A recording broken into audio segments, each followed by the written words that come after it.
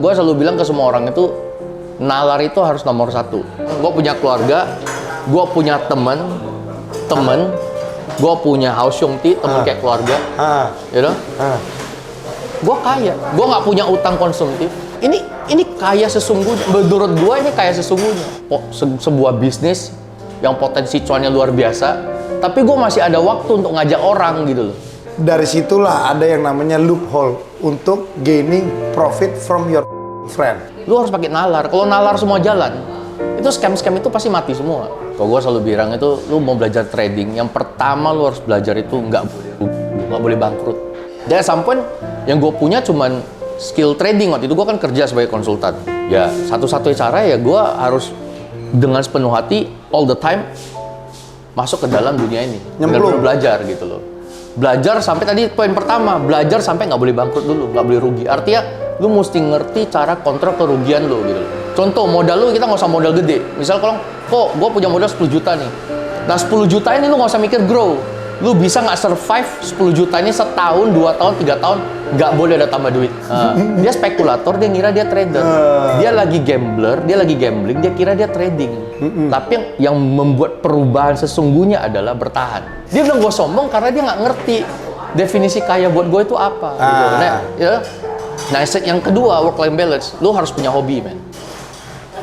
Lu mesti punya hobi. Ya. Kalau nggak punya hobi, lu cari Johnny. Senyores, Johnny, my friend. Welcome back to my podcast, Johnny. Jadi ini udah lama banget kita nggak bikin podcast, dan juga gue udah lama banget nggak ketemu Koko Alex. Ya udah, minum dulu sayang, aman. Jadi Koko Alex ini adalah seorang bisa ngomong mentor, teacher, praktisi di dunia tipu-tipu kalau gue bilang. Setuju nggak sih kok kalau kita bilang dunia tipu-tipu? Ya nggak salah juga sih. Ada salah, ada benar juga ya. Jadi memang kalau kita berbicara tentang topik yang hari ini itu kayak yin yang teori. Salah jadi benar, benar jadi salah. Tergantung kita ngelihatnya dari sisi mana. Betul, kan. tergantung persepsi. Nah, tergantung persepsi juga. Oke, kita jelasin dulu latar belakang kita di sini. Ini adalah Olis Cafe di Permata Buana. Ini cafe yang paling menurut gua calming. Karena kan memang di saat di dunia ini sekarang itu kita membutuhkan calming ya kok ya. Cozy. Jadi memang apalagi manusia itu di dunia ini 2 miliar kok. Artinya kita kalau mau kompetisi sama orang banyak ya. Ya nggak habis-habisnya. Nggak habis-habis. Jadi itu salah satu motivasi kita buat lebih maju.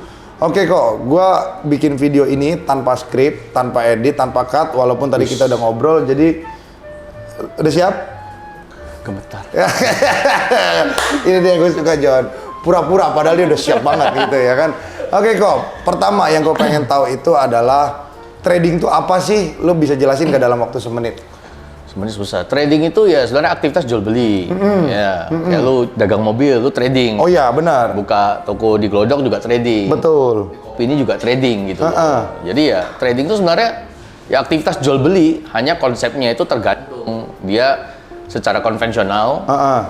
Ada fisiknya atau nggak ada, itu aja lo. Atau omon-omon. Ya, Kalau gue bahasa kerennya sekarang tuh omon-omon. Ada juga trading luda, jual beli luda gitu. Jual beli luda, anjing, jual beli luda, mantap gak lo udah gue bilang John. Jadi gini kok, gue cerita sedikit ya dengan pengalaman pahit gue yang namanya trading.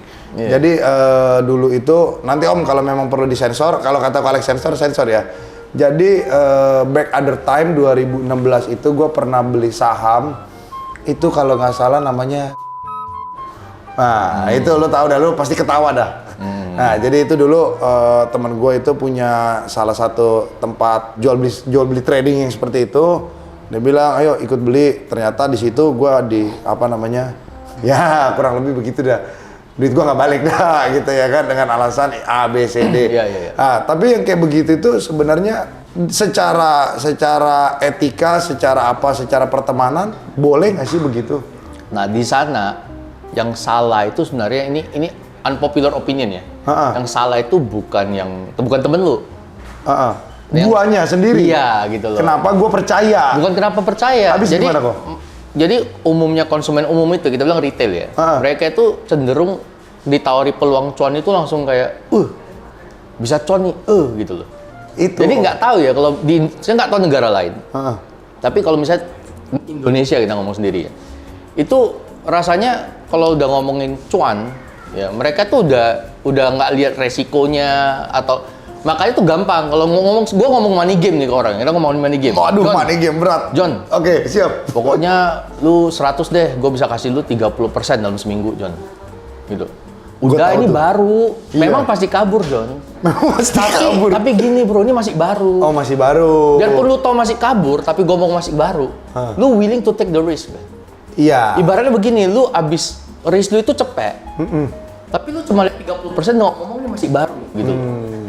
Dengar kata barunya itu, gitu lu walaupun lu udah tahu nih, lu bakal kebentur di depan. Jadi cuan selalu di kondisi yang sekarang ini ya. Gue lihat tuh cuan itu selalu mengalahkan namanya nalar. Nah, jadi nggak masuk logika, nalarnya nggak kepake lagi gitu loh. Iya, yang gue bilang Indonesia ini manusia setengah dewa kok. Takut rugi, tapi kalau masalah cuan dia membabi buta. Iya, ya kan? Makanya kita bisa lihat lah kayak misalnya bisnis-bisnis yang kita ngomong kayak gambling ya, orang kayak arisan-arisan yang lari gitu kan. Banyak scam jadinya kan. Karena memang objek scamnya ini terbuka luas gitu loh.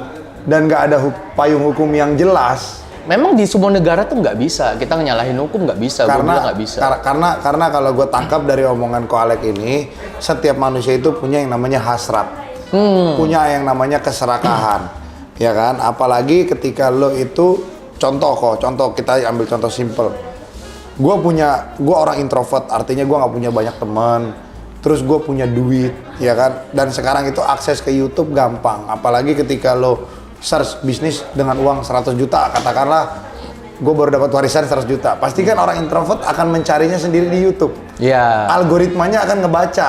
Karena memang sudah di brainwash. Jadi kalau orang punya, katakan kita pakai angka gampang 100 ya. Karena baru punya warisan atau duit kaget 100 juta. Dia mikir tuh, ini kalau nggak bertumbuh, nggak berkembang duitnya, nggak diputer, nggak dapat hasil, rasanya rugi gitu loh. Nah dia nggak mikir kalau ini duit disimpan aja, nggak tumbuh pun tapi kan nggak hilang gitu loh. Itu maksud gitu. gua. Karena itu hasrat sama serakah orang itu kan persentasenya beda-beda. Iya. Itu kan gitu semua sebenarnya tergantung kita punya brain management juga, sama lingkungan kita juga. Karena kita tidak bisa luput dari yang namanya di Indonesia ini yang paling gampang untuk diperjualbelikan, satu agama, kedua saudara, ketiga teman. Bener apa salah kok? Ya bisa benar lah. Bisa bener lah ya. Bener. Salahnya di mana kok? Ya salahnya kalau orang yang diperjualbelikan ini, gue bilang undereducated ya, nggak cukup teredukasi gitu. Nggak cukup teredukasi dan nggak pakai nalar. Nalar. Gue bilang sih nalar. Gue selalu bilang ke semua orang itu, nalar itu harus nomor satu. Make sense gak gitu loh? Make sense gak ketika gue datang, gue ngomongin sebuah bisnis yang potensi cuannya luar biasa, tapi gue masih ada waktu untuk ngajak orang gitu loh. Harusnya kalau ini potensi cuannya luar biasa, gue udah sibuk fokus dapetin cuan gitu loh. Tapi gue masih sibukin diri untuk ngomongin luar biasanya bisnis ini, untuk supaya orang lain percaya. Nah orang lain ini harusnya pakai nalar. Ini kalau luar biasa ngapain ngomong ke gua gitu loh. Contoh nih ya, contoh bensin. Lu dapat satu mobil nih. Oke, ya, gue seru nih. Lu dapat satu mobil nih. Siap. Ini mobil. Lu lihat, wah ini lu ngambil nope. Lu bisa jual sipe. 200 bisa jual 400. Mana mau gue ajak orang? Mana mungkin dia telepon, kolek, ini ada nih mobil. Mana mungkin? Ya nggak? Apalagi itu bidang gue ya. Iya, lu nggak ada duitnya, lu bakal cari sampai dapat duitnya gitu loh. Karena lu tahu lu bisa bangun jual sipe. Nah kira-kira gitu. Simpelnya analoginya seperti Simpelnya itu. analogi gitu loh. Nah, kalau misalnya lu telepon gua nih, kolek nih ada nih mobil 200 bisa kita olah nih jadi 400 gini. Nah, banyak tuh kayak gitu kan. Banyak tuh kayak gitu. Nah, di dunia otomotif banyak lah. Banyak. Ya kan? Makanya mobil gua misalnya pernah rubah investor tuh. Misalnya kayak mobil kayak, bro ada nggak? Gua juga diajakin tuh. Mobil hasil tabrakan, dipoles-poles, diubah lagi gitu-gitu kan. Nah, ujung-ujungnya pasti ya mungkin banyak masalah lah. Bukan banyak masalah. Karena gini, ini analogi dari gue ya. Jadi kalau mobil bekas tabrak itu ibarat kata dari situlah ada yang namanya loophole untuk gaining profit from your friend. Betul. Ya contoh katakanlah misalkan kayak lu bilang dari nope jadi sipe, dari 200 jadi 400 kok. Sorry, penonton gua nggak semuanya cindo, jadi nggak ngerti kan. Jadi dari 200 ke 400 itu ada yang namanya ongkos chat, ongkos apa. Nah di ongkos itu lalu bisa upping. Iya, lu dapat dari sana. Nah, begitu pula dengan ya yang kita bahas ini sekarang. Iya, iya. Begitu mobilnya jadi, masalah kejual nggak kejual nanti sebenarnya. Yang penting they gain the profit first. Iya, gitu loh. Tapi dia pura-pura mati. Aduh, sorry bang, nggak bisa nih. Pasaran lagi lesu nih bro, gitu-gitu. Nah, jadi sama gitu loh. Jadi korban itu sekarang kita selalu melihat nih korbannya sebagai orang yang terzolimi. Gitu. Justru sebenarnya harus difokusin itu ke edukasi ke orang-orang seperti ini bahwasanya lu harus pakai nalar. Kalau nalar semua jalan, itu scam-scam itu pasti mati semua.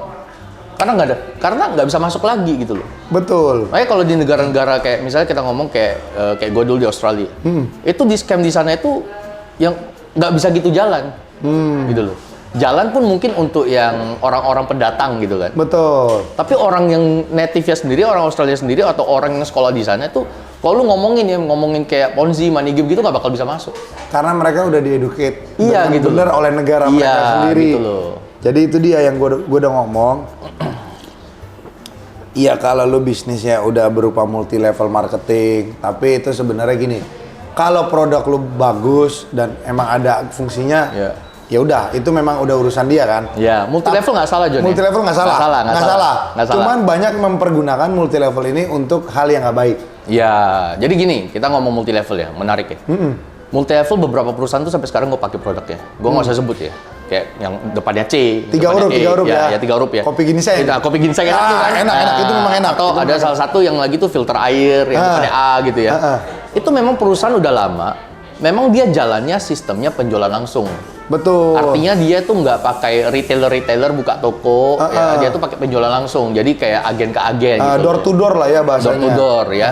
Sistem penjualan langsung disebut multi level marketing. Oke. Orientasinya produk.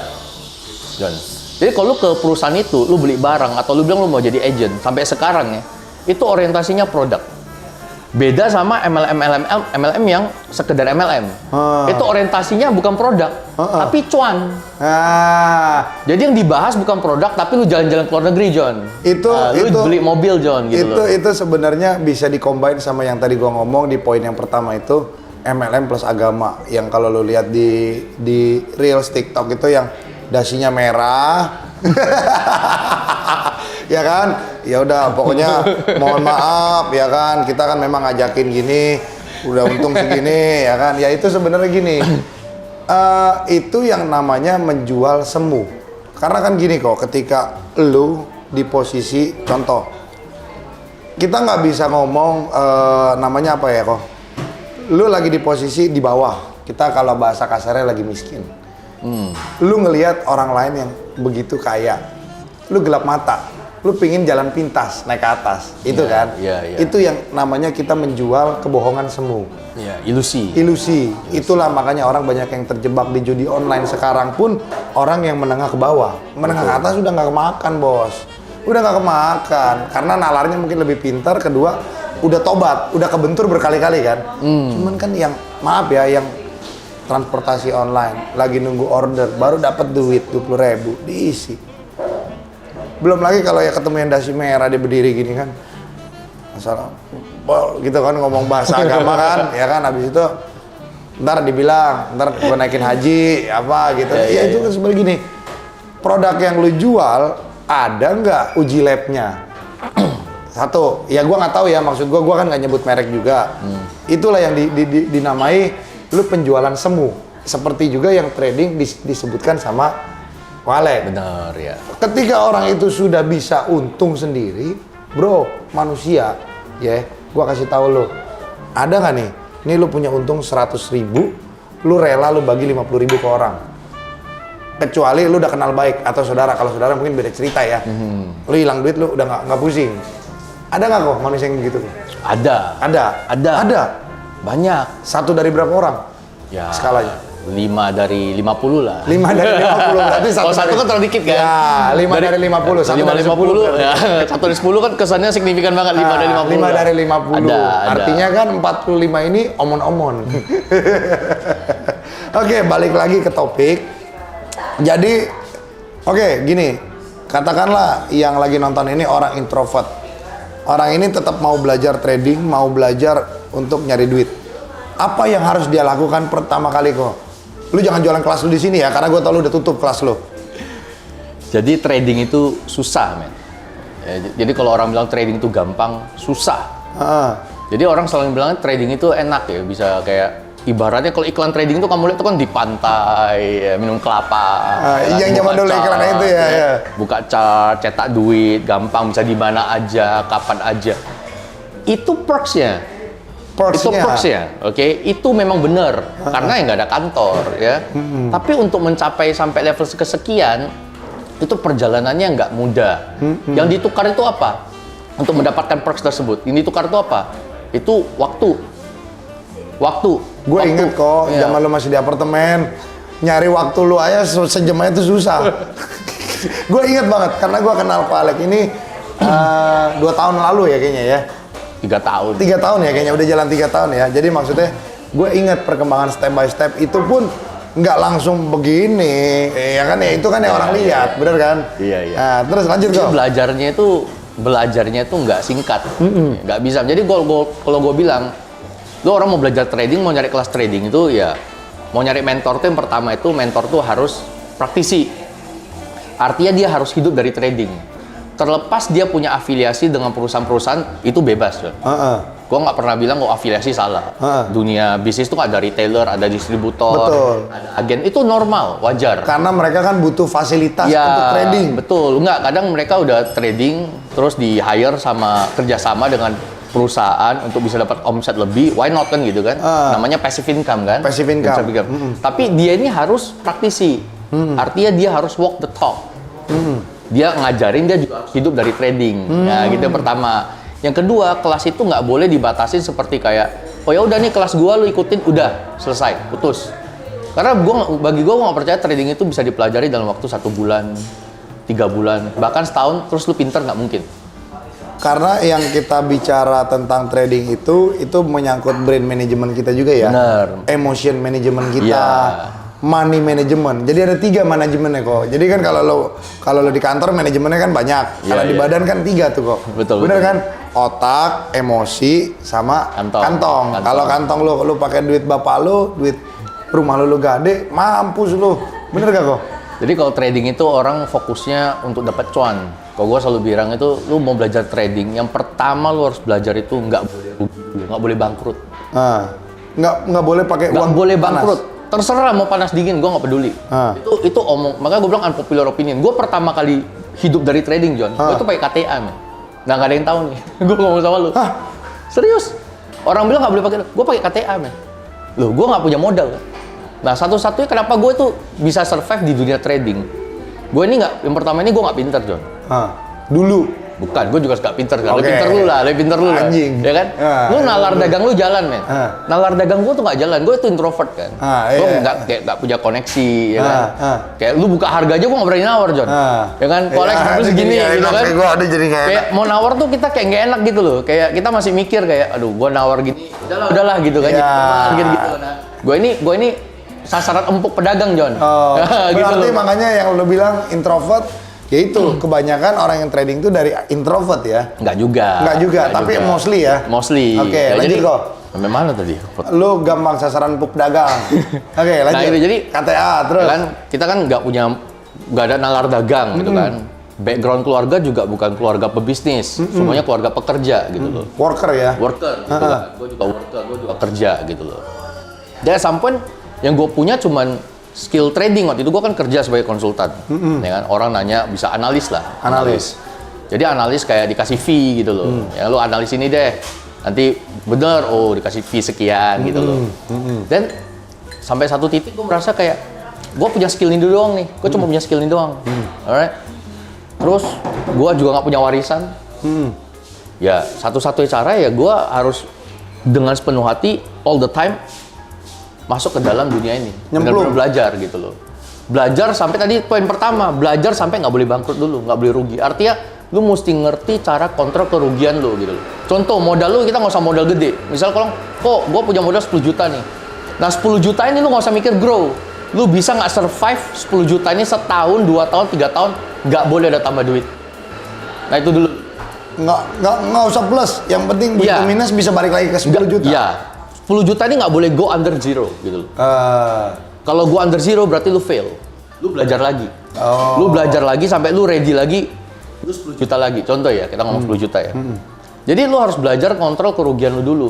Lu mampu secara mindset lu mampu kayak waktu lu rugi lu masih bisa enak tidur. Lu mesti cari sistemnya gitu. Anjing, bener tuh. Waktu lu rugi lu masih bisa makan, lu masih bisa enjoy tuh makan. Waktu lu rugi lu masih bisa keluar sama keluarga lu, stay the same, masih bisa ketawa segala macem. Jadi kalau sebuah porto merah, lu lagi rugi bisa efek lu secara emosional. Lu belum ready untuk trading. Lu bayangin tuh baru kita ngomong 10 juta lu. 10 juta lu minus 20%, 2 juta. Mood lu udah kacau gitu loh. Gimana kalau porto lu 1 miliar, lu minus 200 juta. Itu dia, jadi intinya kita ilmu yang bisa diambil dari Kolek tadi, lu mulai dulu dari hal kecil, jangan serakah, lu udah bisa sustain dengan yang angka itu. Iya, fokus di skill. Di skill lu, fokus di skill lu, karena di saat lu nggak punya skillnya, udah deh lu jangan trading deh, lu cuma omong-omong. Ya, nah karena orang susah untuk fokus di skill, nah gue selalu bilang, memulai itu yang bisa merubah. Lu mulai, lu punya kesempatan untuk merubah sesuatu, right? Bisa bikin impact. Tapi yang membuat perubahan sesungguhnya adalah bertahan, konsistensi gitu loh. Manusia itu kalau nggak bisa bertahan hidup ya mati. Iya gitu. Lu bertahan konsistensi itu yang bisa memberikan betul-betul impact. Nah jadi lu mulai nih, lu mau mulai belajar. Nah banyak orang tuh nggak sanggup, akhirnya apa? Wah daripada gue susah-susah analisa, gue belajar mindset, gue beli signal deh. Gue cari signal deh gitu kan. Nah, gue cari misalnya gue cari grup atau gue cari orang yang bisa janjiin gue teknik bisa cuan deh. Cara gampang trading, gak usah susah ribet analisa, tinggal baring 1 hari cukup 15 menit, anak kecil juga bisa. Nah orang tuh suka gitu John. Orang suka yang diberikan janji palsu, omong-omong. Nyaman gitu loh, ibaratnya kayak trading itu gampang, gak usah ribet-ribet trading, gak usah capek-capek analisa, tinggal baring, anak kecil juga bisa. Ikutin kelasnya. Ini kembali lagi nalar gitu loh. Duit mana ada yang gampang, John. Tapi gini kok, sorry gue potong ya. Yeah. Ketika orang ketemu dengan special case seperti itu, someone will put the money in the basket 10 million.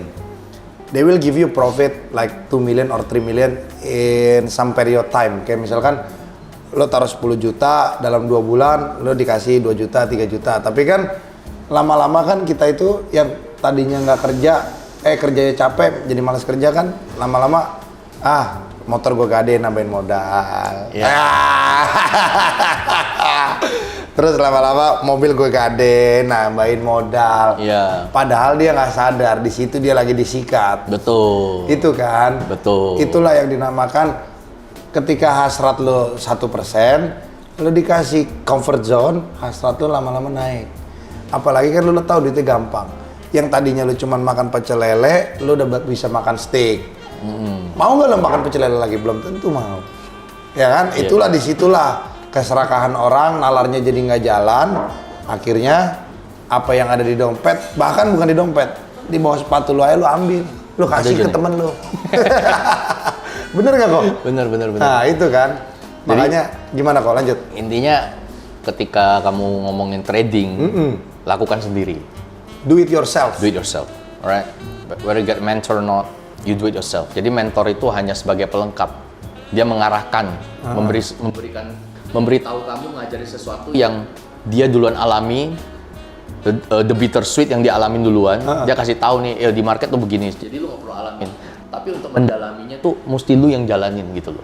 Betul. Jadi jangan tergantung sama orang yang ngikutin ini. Apalagi sampai udah lu titip aja, lu mau trading nih, tapi trading lu semuanya tergantung dia.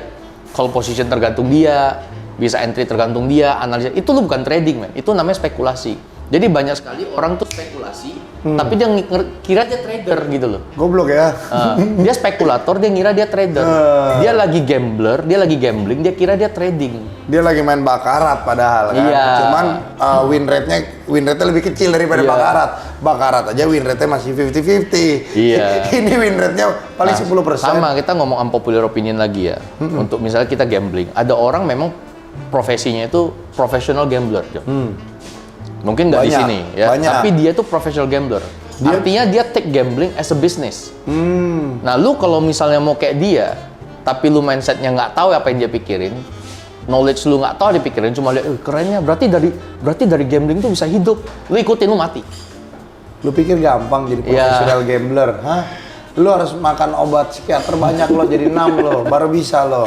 Jadi ada professional gambler. Jadi memang dia itu udah ngerti, dia punya strategi sendiri.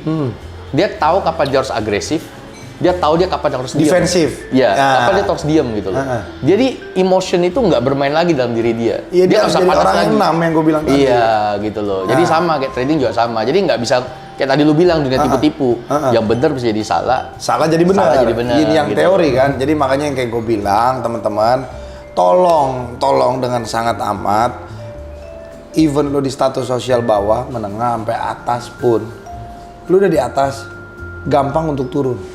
Lu di bawah, susah untuk naik. Benar gak kok? Benar. Jadi intinya nggak ada jalan pintas menuju atas. Dan ketika lo di atas, angin tuh lebih banyak, Don. Artinya godaan. Kayak lo peribahasa, ada gula, ada semut. Duit lu banyak yang nempel. Jangankan ini, laler aja mau nempel. Saudara semua nempel, ya kan? Contoh ya kok ya, contoh.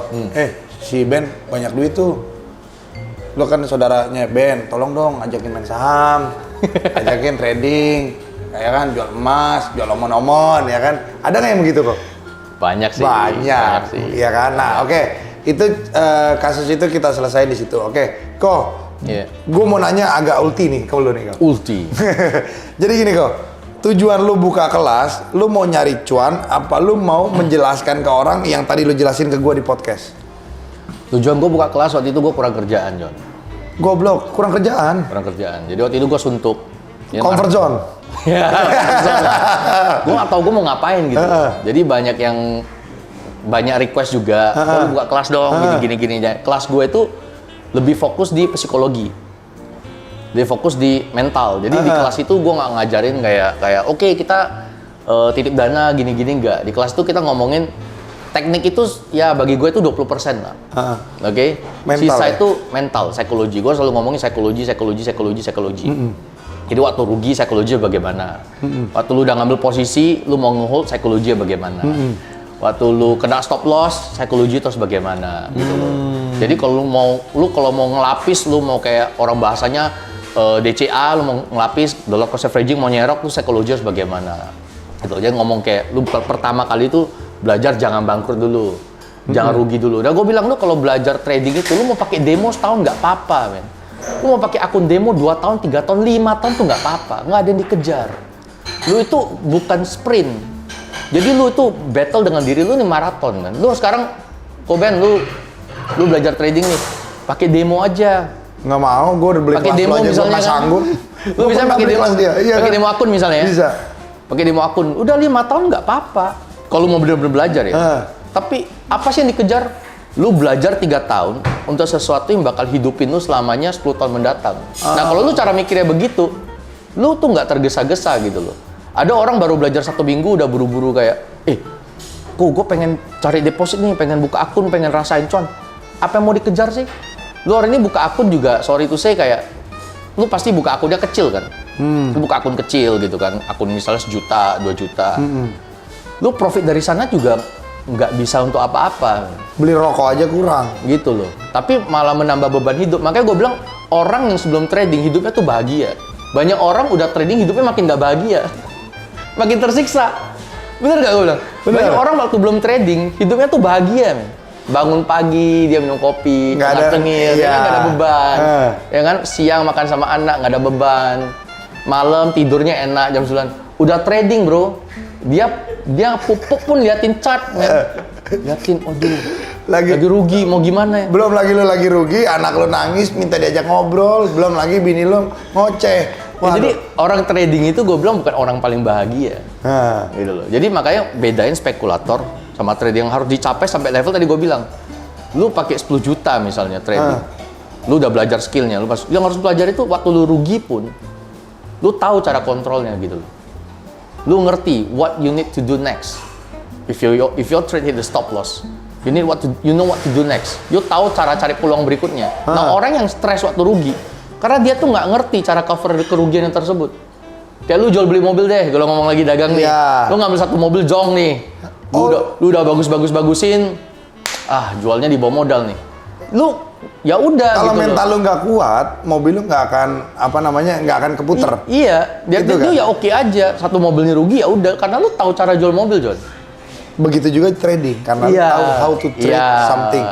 Jadi makanya memang udah dijelasin kok Aleng juga, dan gua akan nambahin juga di saat terjadi perdagangan, contoh dagang kopi atau apa, mereka itu akan namanya gini. Mereka beli kopi 50.000. Ada yang ngomong kan, orang bangsa tuh ngomong, modalnya ceban.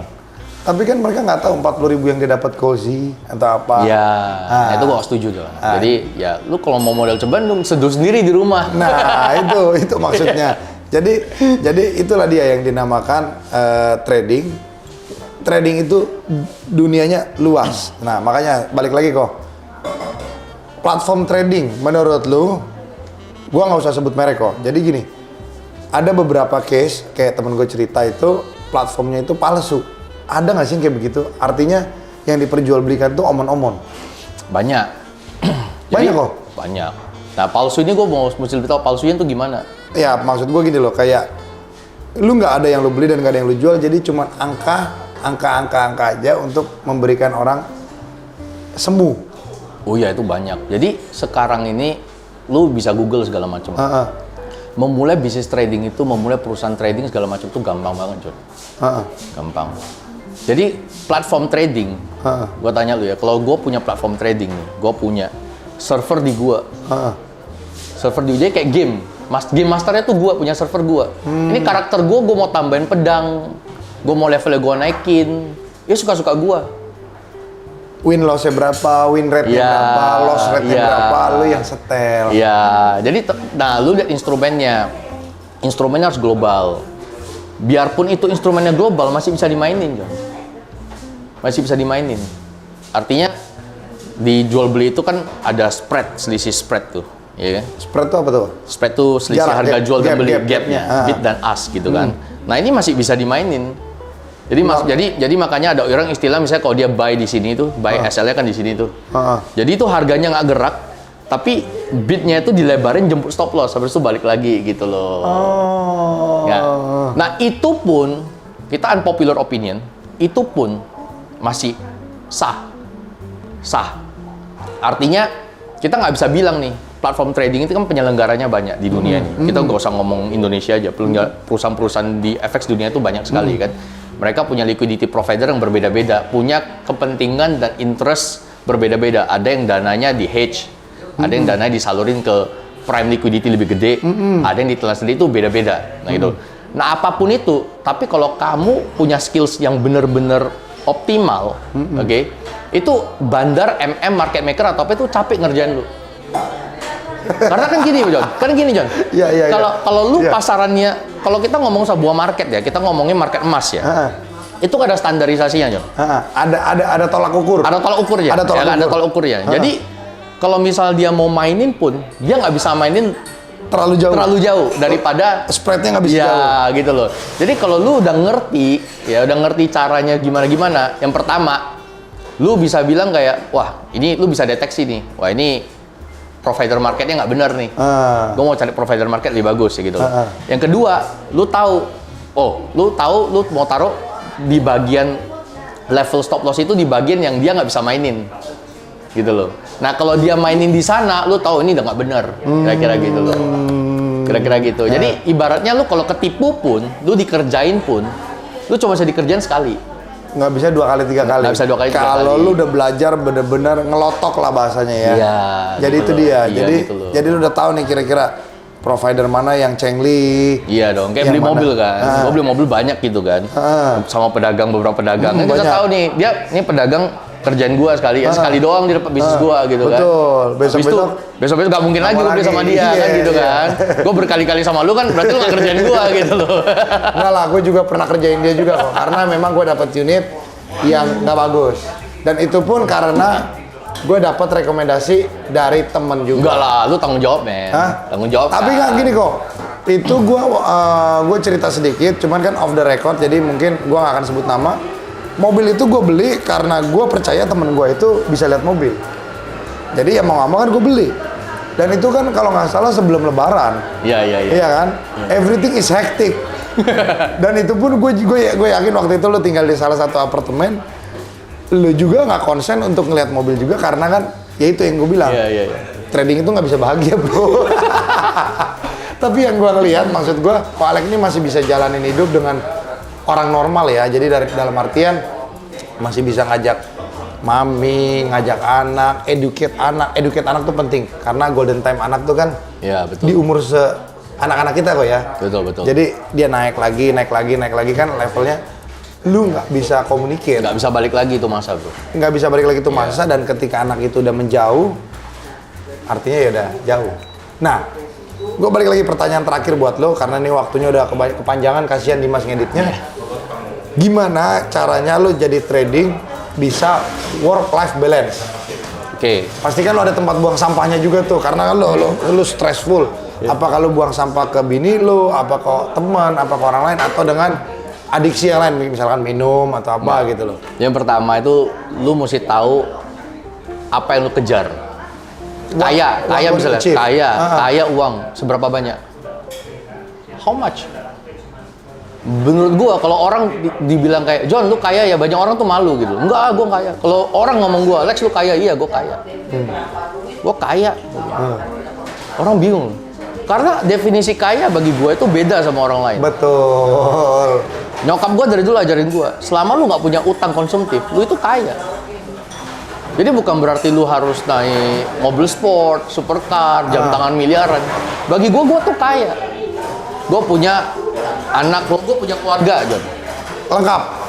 Gua punya temen, John. Anjing, bener ya. Gua punya Hausyong Ti, John. Hausyong Ti apa kok? Sorry, kok gua punya Hausyong Ti. Gua punya temen yang udah kayak keluarga, John. Kayak lu nih. Gua juga punya Hausyong Ti ya. Lengkap dong, gua punya keluarga, gua punya temen, gua punya Hausyong Ti, temen kayak keluarga. You know? Gua kaya. Gua nggak punya utang konsumtif. Udah kaya. Gue kaya, gue punya kerjaan, income yang ada lah jelas. iya, you know? Ini kaya sesungguhnya. Menurut gue ini kaya sesungguhnya. Jadi, nah orang tuh lu mesti tahu lu ngejar apa sih.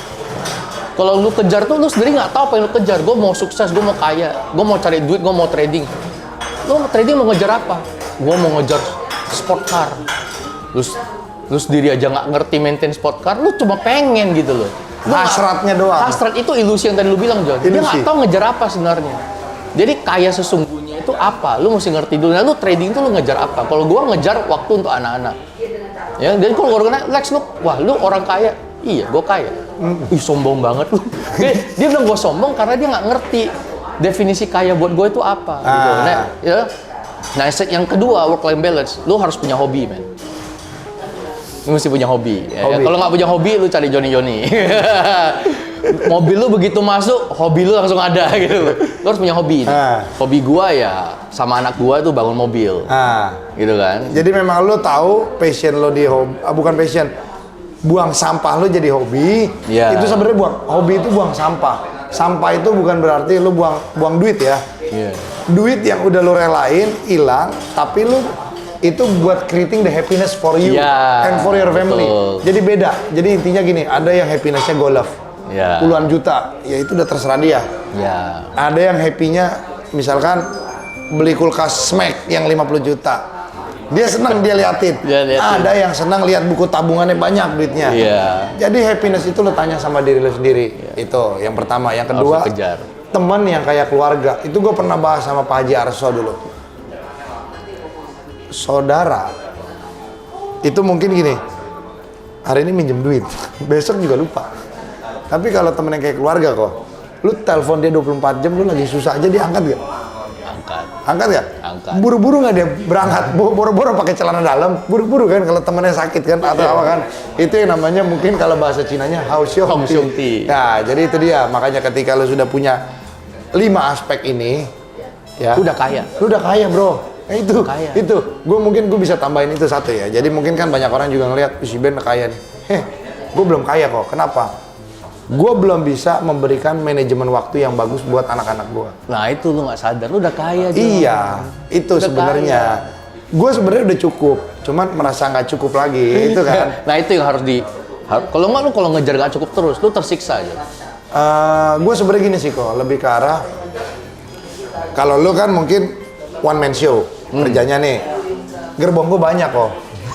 Artinya banyak yang harus gue pikirin. Contoh kameramen gue ini, dan karena kan mereka itu kan umurnya makin tua, makin apa, dan kita tahu inflasi. Ya. Mereka itu pekerja, bukan pebisnis.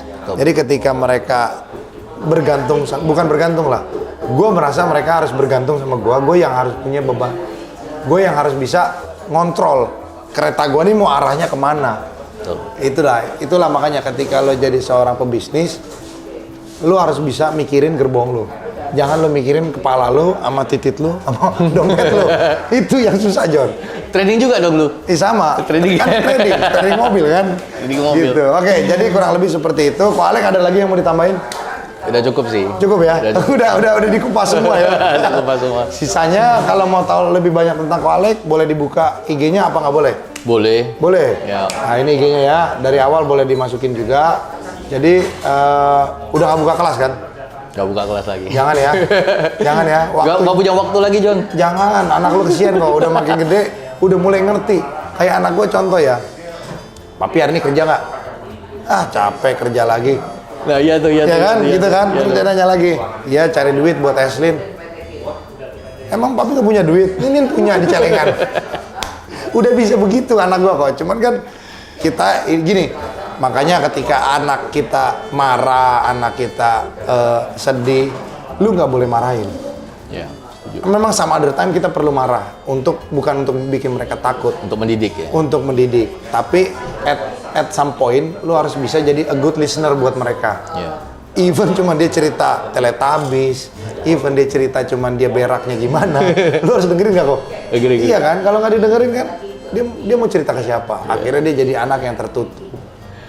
Itu penting. Jadi kurang lebih seperti itu. Ko Alek, thank you banget. Thank you. Ya. Thank you invitation. Semoga yang nonton ini terbantu, yang terzolimi, udah lu ikhlasin aja apa yang udah hilang duitnya. Bener nggak kok? Udah lupain, lepasin baru bisa mulai yang baru. Karena ketika lo udah tertipu, terzolimi, apalagi sama saudara, apalagi sama temen, apalagi mungkin sama berkedok agama, ya maaf ya, udah kuncinya satu, lo ikhlas, lo move on, masih banyak yang bisa lo kejar. Lo kejar bukan cuma duit, waktu, apa kadang-kadang kan kita kalau nggak mindfulness itu kita nggak tahu di depan kita ini sebenarnya ada duit, kita ngeliatnya emas di depan. Itu. Oke. Terima kasih semuanya, Johnny, my friend. My friend. Siap.